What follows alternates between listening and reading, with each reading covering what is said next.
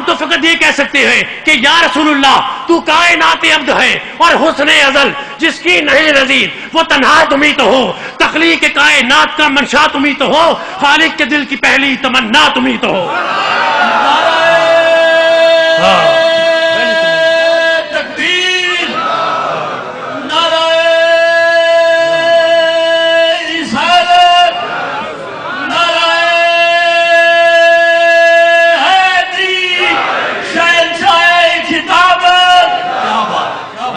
تو کائنات عبد ہے قبلہ، تو کائنات عبد ہے اور حسن ازل جس کی نہیں نظیر، وہ تنہا تمہیں تو ہو، تخلیق کائنات کا منشا تمہیں تو ہو، خالق کے دل کی پہلی تمنا تمہیں تو ہو۔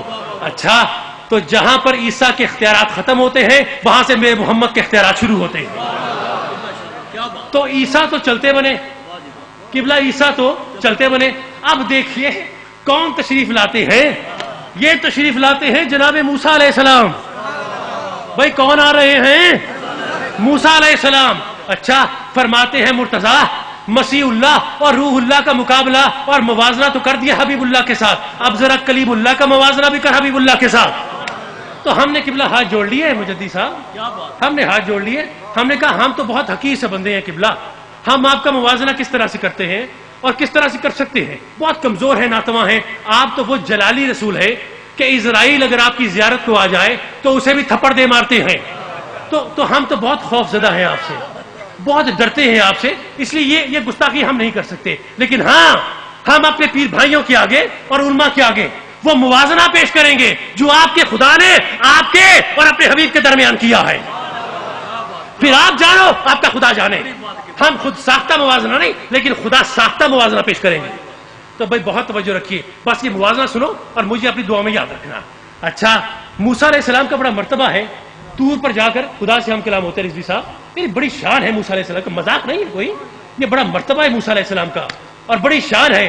میرے کو محترم ڈاکٹر صاحب بھی تشریف فرما ہے، یعنی موسیٰ علیہ السلام کی جلالت اور محبوبیت کے تذکرے ہم نے سن رکھے ہیں، اور موسیٰ کتنا پیارا نام ہے، کیوں جناب، کتنا خوبصورت نام ہے موسیٰ، بڑا لطیف سا نام ہے۔ موسیٰ کا مطلب کیا ہے؟ موسیٰ کا مطلب کیا ہے؟ قبلہ صاحب مجھے کسی اور پر کی رائے پر اکتفا نہیں کرنا، میں آپ سے رائے لینا چاہوں گا، موسیٰ کا مطلب کیا ہے قبلہ خالد صاحب؟ موسیٰ کا مطلب ہے پانی سے نکالا ہوا، موسیٰ کا مطلب ہے پانی سے نکالا۔ بھائی میں ہاتھ جوڑ رہا ہوں، اگر یہ گفتگو تم تک منتقل نہ ہوئی تو خدا کی قسم سے میری کاوش شوارت نہیں ہے، میری کاوش شوارت نہیں ہے، میں چاہتا ہوں کہ جب میں اس محفل سے اٹھوں تو تم میری نمائندگی کا حق ادا کرتے ہوئے نظر آؤ، اگر محمد کے ہو تو محمد کے بن کے دکھاؤ۔ اچھا، موسیٰ کا مطلب کیا ہے؟ پانی سے نکالا ہوا، چونکہ فرعون کی بیوی جناب آسیہ علیہ السلام نے آپ کے تابوت کو دریائے نیل کی موجوں سے اٹھایا تھا، اس لیے آپ کا نام موسیٰ پڑ گیا۔ موسیٰ کا مطلب پانی سے نکالا ہوا۔ اگر آپ کے ذہنوں میں واقعہ تازہ نہیں ہے تو آپ کا یہ برادر اور بیٹا آپ کے لیے اس واقعے کو تازہ کیے دیتا ہے، یعنی یاد کرو اس وقت کو کہ جب خدا پروردگار نے موسیٰ علیہ السلام کی ماں پر وحی کی کہ اے موسیٰ کی ماں، اگر تجھے اپنے بچے کی زندگی کا خوف ہے کہ فرعون اسے قتل کر دے گا تو پریشان مت ہو، مضطرب مت ہو، بے چین مت ہو، گھبرا مت، تو ایسا کر کہ ایک لکڑی کا تابوت بنا۔ کیا بنا؟ لکڑی کا تابوت بنا، اس تابوت میں اپنے بچے کو رکھ دے اور اس تابوت کو دریائے نیل کی بکھری ہوئی موجوں کے سپرد کر دے، تیرا خدا بہترین نگہبان ہے، تیرا خدا بہترین حفاظت کرنے والا ہے۔ دیکھو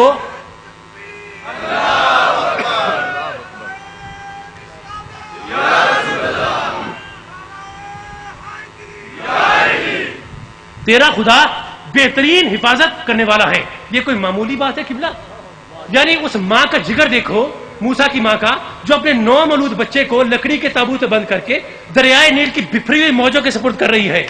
کتنا کلیجہ چاہیے کسی بھی ماں کو اپنے نور نظر کو، لختے جگر کو کسی بھی بکھری ہوئی موجوں کے سپرد کرنے کے لیے، لیکن موسیٰ کی ماں نے کیا، موسیٰ کی ماں نے کیا، کیونکہ یقین کی انتہا تھی کہ اللہ حفاظت کرنے والا ہے، یقین کی انتہا تھی کہ خدا بہترین نگہبان ہے۔ اچھا، موسیٰ کی ماں نے کیا کیا؟ لکڑی کا تابوت بنایا۔ میں بار بار زور دے رہا ہوں، کیا کیا؟ لکڑی کا تابوت بنایا، اپنے بچے کو جناب موسیٰ کو تابوت میں رکھا اور اس تابوت کو دریائے نیل کی موجوں کی سطح پر رکھ دیا. اب غور سے سننا, تابوت وہاں سے چلا, تابوت وہاں سے چلا اور اسی طرف کو چلا جس طرف اسے جانا تھا. بات واضح نہیں ہوئی, بات واضح نہیں ہوئی. تابوت چلا اور اسی طرف کو چلا کہ جس طرف اسے جانا تھا. ایک مثال سے بات واضح کرتا ہوں.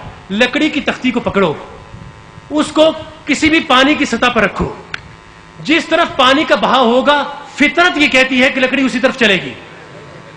ایسے ہی ہے, فطرت یہ کہتی ہے کہ لکڑی پانی کے بہاؤ کے ساتھ چلے گی. اب چیلنج دیتا ہوں, جاؤ سیرت کی کتابیں نکال کے لاؤ, تاریخ کی کتابیں نکال کے لاؤ اور دیکھو کہ وہاں پر لکھا ہے کہ نہیں لکھا کہ جب موسیٰ کی ماں نے موسیٰ کے تابوت کو دریائے نیل کے پانی پر رکھا تو پانی کا بہاؤ تھا مشرق سے مغرب کی طرف, لیکن تابوت نے مغرب سے مشرق کو چلنا شروع کر دیا.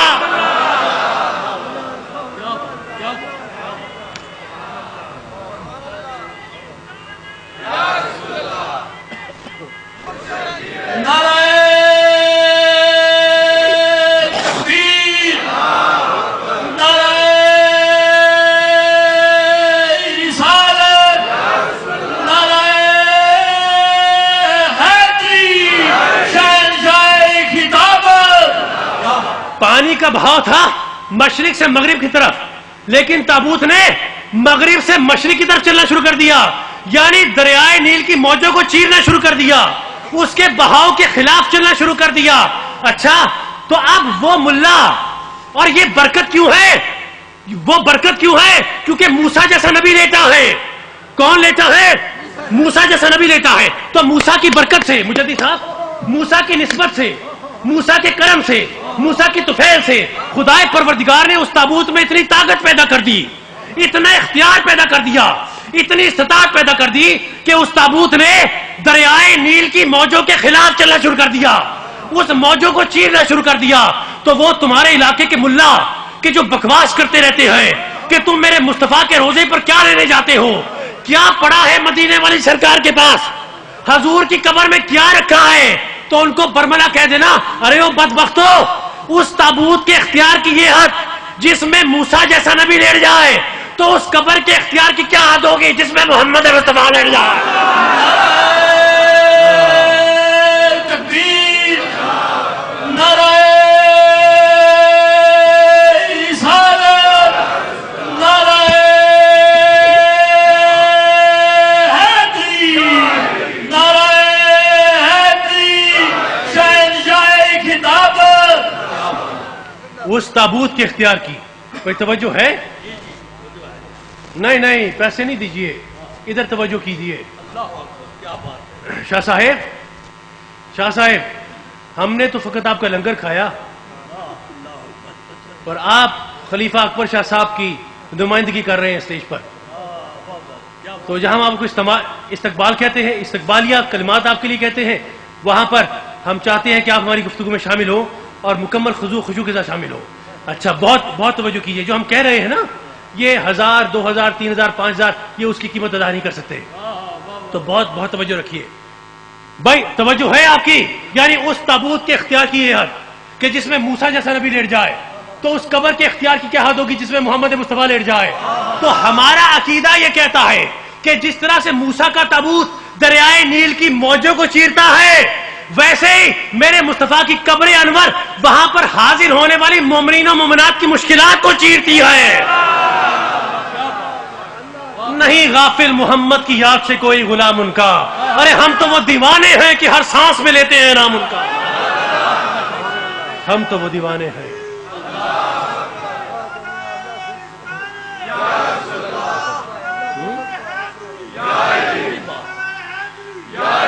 ہم تو وہ دیوانے ہیں, ہم تو وہ دیوانے ہیں کہ ہر سانس میں لیتے ہیں نام ان کا. اچھا, تو دریائے نیل کی موجوں سے قبلہ شاہ صاحب, حضرت موسیٰ علیہ السلام کا تابوت کس نے نکالا تھا؟ دریائے نیل کی موجوں میں سے موسیٰ کا تابوت کس نے اٹھایا تھا؟ کس نے اٹھایا تھا؟ کس نے؟ سبحان. خالی آسیہ نہیں کہنا, مکمل پروٹوکول دینا ہے. حضرت بھی لگانا ہے, علیہ السلام بھی لگانا ہے. حضرت آسیہ علیہ السلام یہ بہت معتبر خاتون ہے, بہت معتبر خاتون ہے جنہوں نے جناب موسیٰ کے تابوت کو پانی سے اٹھایا. اچھا یہ حضرت آسیہ علیہ السلام یہ کون ہے بھئی؟ یہ کون ہے حضرت آسیہ علیہ السلام؟ فرعون کی بیوی. جی اچھا یہ تو آپ کا عقیدہ ہے نا, یہ تو آپ کا عقیدہ ہے کہ فرعون کی بیوی ہے. خدا کیا سوچ رکھتا ہے اور خدا کیا پیغام دیتا ہے وہ بھی سنتے چلو. خدا نے کائنات کی 4 عورتوں کو سردار قرار دیا ہے. کتنی؟ 4. حضرت ہاجرہ علیہ السلام, حضرت مریم علیہ السلام, حضرت فاطمہ بنت عبد محمد صلی اللہ علیہ وسلم علیہ السلام اور جناب آسیہ علیہ السلام. 4 عورتوں کو خدا نے کائنات کی سردار قرار دیا ہے. اب کتنی معتبر ہیں یہ خاتون اور کتنا درجہ ہے جناب آسیہ علیہ السلام کا, اور کیا شان و مرتبہ ہے جناب آسیہ علیہ السلام کا, اور کتنا بے جوڑ رشتہ ہے آسیہ کا فرعون کے ساتھ, کتنا بے جوڑ رشتہ ہے. یعنی وہ باطل پرستوں کا شہنشاہ, وہ بت پرستوں کا بادشاہ اور یہ مومنین و مومنات کی ملکہ. کتنا بے جوڑ سا رشتہ ہے, اور مومنہ بھی کوئی معمولی نہیں ہے. یعنی خدا جناب آسیہ علیہ السلام کے ایمان کو قرآن مجید کی آیات کا حصہ بتا رہا ہے. یعنی ارشاد ہوا کہ بسم اللہ الرحمن الرحیم وَضْرَبَ اللَّهُ مَثَلَ الَّذِينَ آمَنُوا امْرَأَتِ فِرْعَوْنَ. خدا فرماتا ہے کہ ہم نے آسیہ کے ایمان کو تمام مومنین و مومنات کے لیے مثال بنا دیا. آپ مذاق نہ سمجھو اس کو, یہ کوڈ آف کنڈکٹ ہے ایمان کا, یہ کوڈ آف کنڈکٹ بیان کیا جا رہا ہے ایمان کا کہ مثال ہے, صرف مومنہ نہیں ہے, مثال ہے. اس کا ایمان تمام مومنین و مومنات کے لیے ایک مثال ہے. یعنی تم اس کی پیروی کر سکتے ہو. تو کتنی بڑی شان ہے جناب آسیہ علیہ السلام کی, کتنا بڑا مقام ہے. اچھا کوئی انکار کرتا ہے آسیہ کے اسلام کا؟ کرتا ہے انکار؟ کوئی شیعہ ہے, دیوبندی ہے, وہابی ہے, سنی ہے, بریلوی ہے, کوئی بھی ہو, کوئی انکار کر سکتا ہے؟ نہیں. وجہ کیونکہ قرآن کی آیت ہے. اچھا اب مجھے سوال کرنا ہے کہ بھئی خدا آسیہ کے ایمان کو قرآن مجید کی آیات بتا رہا ہے, تو کیا کبھی آسیہ نے زبان سے کلمہ پڑھا تھا؟ قبلہ کبھی جناب آسیہ علیہ السلام نے اپنی زبان سے کلمہ پڑھا تھا؟ وہ بولتے کیوں نہیں ہو؟ تم بھی صاحبان علم بیٹھے ہو اور بڑی بڑی صحبتوں سے اٹھ کے آئے ہوئے ہو, تو مجھے تمہارے حسن سماعت پر بہت بھروسہ ہے جس کو لے کر میں تقریر کر رہا ہوں. اچھا تو آسیہ نے کبھی اپنی زبان سے کلمہ پڑھا؟ کبھی کہا کہ لا الہ الا اللہ موسیٰ پاک کلیم اللہ؟ نہیں, آسیہ نے کبھی زبان سے کلمہ نہیں پڑھا. خدا اس کے باوجود آسیہ کے ایمان کو مومنات اور مومنین کے لیے مثال بنا رہا ہے. یعنی خدا فرمانا چاہتا ہے کہ زبان سے کلمہ پڑھنا اتنا ضروری نہیں جتنا کلمے کا دل میں اترنا ضروری ہے. زبان سے کلمے کا پڑھنا اتنا ضروری نہیں جتنا دل میں کلمے کا اترنا ضروری ہے. یہ بات میں نے کیوں کی؟ کیونکہ تمہارے محلوں کے اندر کئی آتے ہیں بغل میں بستر دبائے ہوئے, ہاتھوں میں لوٹے پکڑے ہوئے, اور تمہارے دروازے کھٹکھٹاتے ہیں کہ کلمہ درست کر لو, کلمہ درست کر لو, کلمہ درست کر لو. آپ اگر آئے نا تو مرتضیٰ اجازت دیتا ہے کہ گریبان سے پکڑ کر روکنا اور کہنا جاؤ جا کر اپنی ناؤ سیدھی کرو, کیونکہ ہمارے شیخ نے کہا ہے کہ زبان سے کلمہ پڑھنا ضروری نہیں, دل میں کلمے کا اترنا ضروری ہے.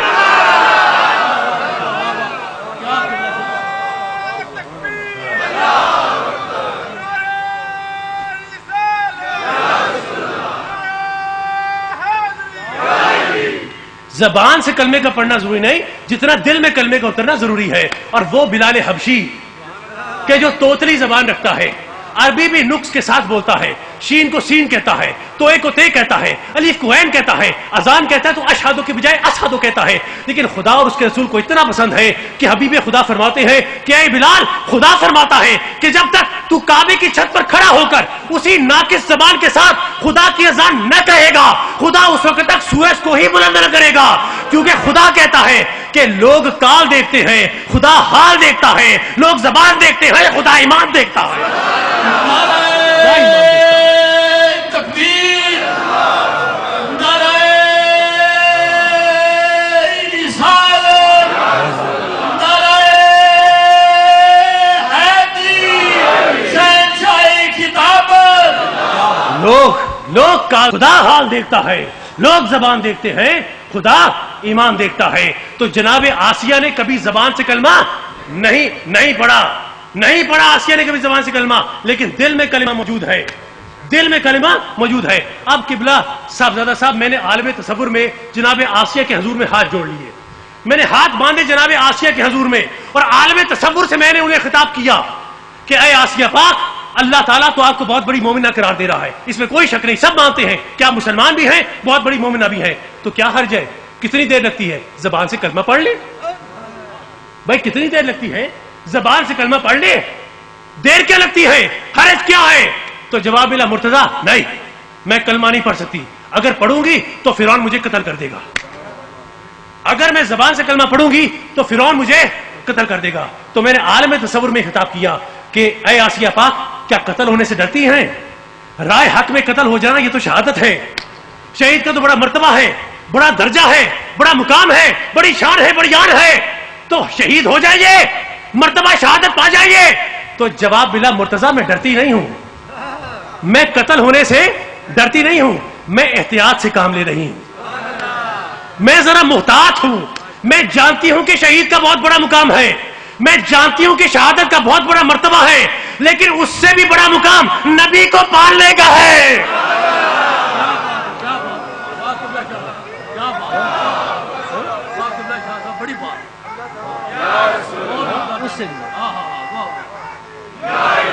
میں جانتی ہوں مرتضیٰ میں جانتی ہوں کہ شہید کا بہت بڑا مقام ہے، لیکن اس سے بھی بڑا مقام نبی کو پالنے کا ہے۔ تو اب وہ ملا کہ جو بدبخت ہے، بے وقوف ہے، کمینے ہیں اور میرے مصطفیٰ کے والدین پر تہمت لگاتے ہیں کہ معاذ اللہ حضور کے والدین نے کبھی کلمہ نہیں پڑھا تھا، معاذ اللہ وہ کافر تھے، سوال کرنا ہے کہ کیا آسیہ نے کبھی کلمہ پڑھا؟ لیکن خدا اس کے ایمان کو قرآن مجید کا حصہ بنا رہا ہے۔ تو کہنا فقط یہ ہے کہ وہ آسیہ کہ جو موسیٰ جیسے نبی کو پالے، اس پر ایمان آیت قرآن بن جائے، تو وہ آمنہ کہ جو سید السردار نبی کو اپنی پیٹ میں 9 مہینے پالے، اس پر ایمان قرآن بن جائے۔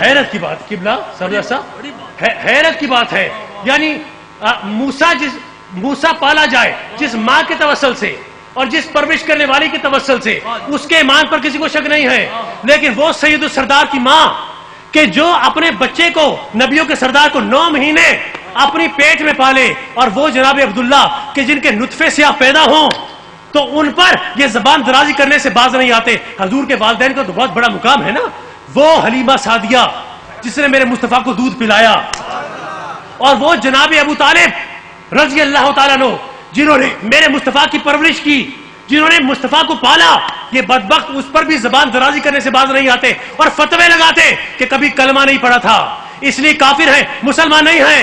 بھائی حیرت کی بات ہے نا، آسیہ موسیٰ جیسے نبی کو پالے تو اس پر ایمان قرآن ہے، اور وہ چچا میرے نبی کا چچا کہ جو کئی سالوں تک اس نبیوں کے سردار کو پالتا رہے، تو اس کے ایمان پر یہ تہمتیں لگواتے ہیں، بکواس کرتے ہوئے نظر آتے ہیں۔ کتنا بڑا کائنات کا ظلم ہے قبلہ، کتنا بڑا مذاق ہے یہ، لیکن چونکہ مذاق تھا اور ایک موضوع تھا اس لیے میں نے بیان کیا، اور بہت ضروری تھا تاکہ آپ اپنے گھروں میں جا کر اور علاقوں میں جا کر اپنی اس تعلیم کو وہاں پر جا کر پھیلا سکو اور مکمل کر سکو۔ اب امین ہو جو گفتگو بیان کی ہے، اور اس کو آگے جا کے منتقل کرنا یہ تمہارا ہی کام ہے۔ اچھا، لیکن بہت مرتبہ تم نے واقعہ سن رکھا ہے، بہت مرتبہ تم نے واقعہ سن رکھا ہے کہ کسی طرح، کیا ہمیں پڑھنی ہے جی؟ آپ کر دیجئے، نہیں آپ کیجئے جی، سب کیجئے نا اعلان، آپ اعلان کیجئے۔